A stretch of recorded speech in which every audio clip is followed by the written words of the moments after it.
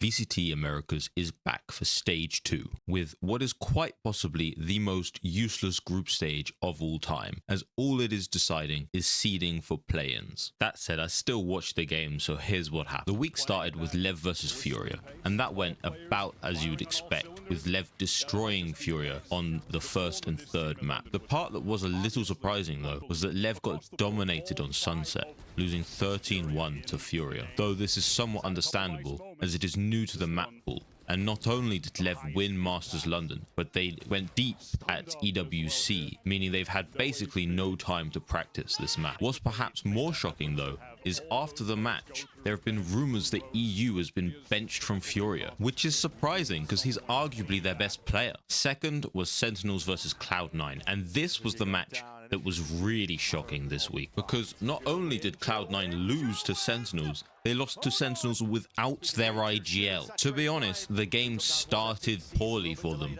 when they got embarrassed on Summit, but they picked up on the second and third map, making them close but still failing to pull it over the line on Lotus. As always, C9 have plenty of excuses, with them making a roster move just before the season started, bringing Vic back onto the squad and removing Noted, a player who only got one game on stage in the Cloud9 jersey. You know what my main problem with cutting Note is? It doesn't make sense in terms of messaging, right?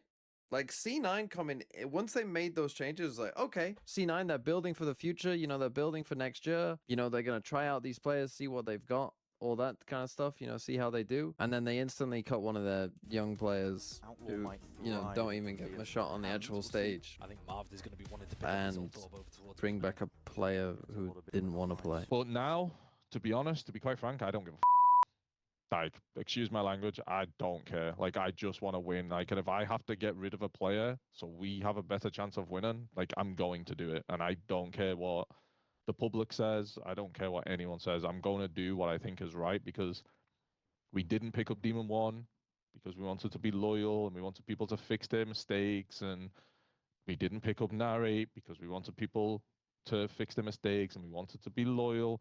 And now I don't give a like, I want to win, like, and I'm going to do what it takes to... Honestly, that doesn't give me much hope that C9 will be good on the server this year. However, it does give me hope that they will be at least interesting in the same way Envy is, which is they have lots of personal beefs and dramas and lots of roster moves. Speaking of Envy, they played next against Evil Geniuses and it was a disaster. Honestly, the less said about Envy, the better. They have the same issues as last time they played. Demon 1 is underutilized and utilized wrong. They're confused, they don't play properly together, it's just all a bit odd. And because Envy played so poorly, we can't really say anything about EG, as despite Envy winning both pistols on Ascent, they only got 4 rounds. So can you really say EG played well when they dominated attack side Ascent? It was purely team diff, which is a shame because EG look like they have some very interesting ideas, like playing Digizine on Veto on Ascent, something I haven't seen all year. But until they play a team that's actually trying, we can't really say anything about how good EG are. Next up was Crew versus Loud. This game started hopeful for Crew, but ended up in tears, with them being only good at Lotus for a second stage this year. As though Breeze was close, it was mostly hero plays that got them there, with Dante and Heat popping off in the duelist roles, Dante even acing on round 14. But if you are reliant on hero players to win you rounds, you cannot win games reliably. This was true even here, with them losing to Loud on Breeze despite their duelists both popping off, something that should be their win condition, not what they lose despite of. As for Loud,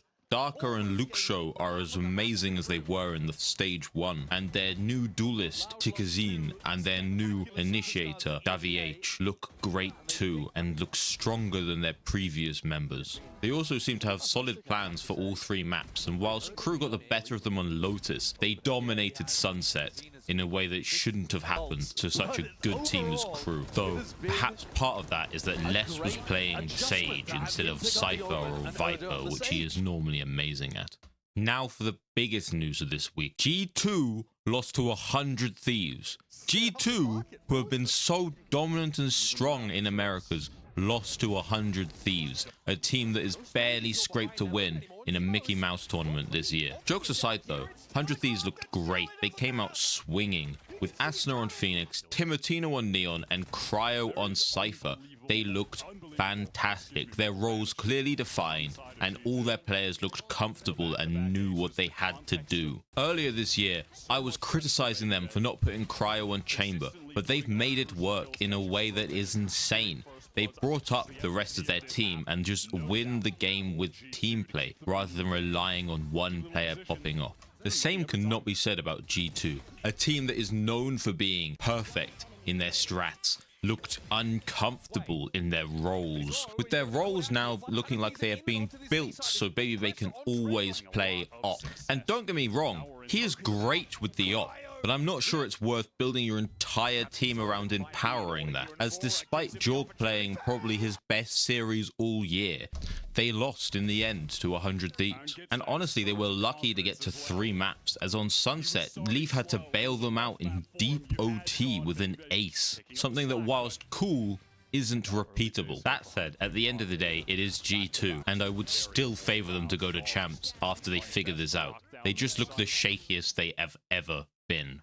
But G2 aren't the only team looking shaky or experimenting with their roles, as MIBR look real shaky and NRG cannot stick with their roles. First, we're going to speak about NRG's roles because they don't make sense. On Sunset, Kiko, the controller duelist flex player, played Cypher, while Scuba, the Sentinel player, played Omen, and whilst Ethan, their IGL, played Phoenix.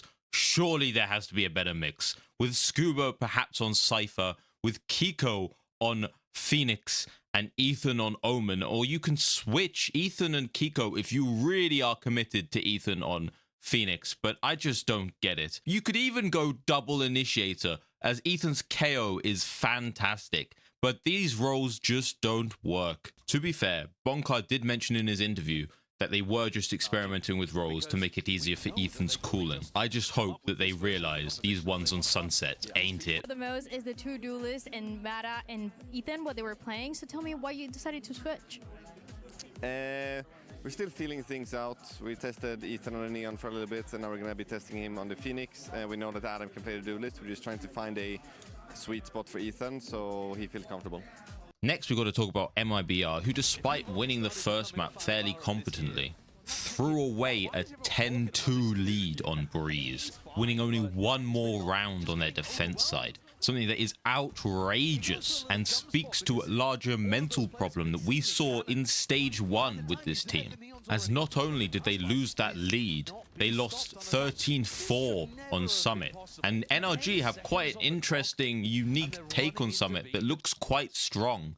However, strong enough that MIBR only win 4 rounds with all their star players? I think not. Honestly, it's becoming quite clear that the entire MIBR project has failed. And whilst this team is full of amazing players like Aspas and Zekken, they just don't work well together right now. They need a mentality change. They need a change that comes from the top. So I think they need to either change a player or get rid of a coach, because something major is wrong in this team. And if you followed esports for a while, you will know that the mentality changes in teams often can occur from just one player being swapped out, even if the player themselves didn't play that poorly. Sometimes it's just what the team needs.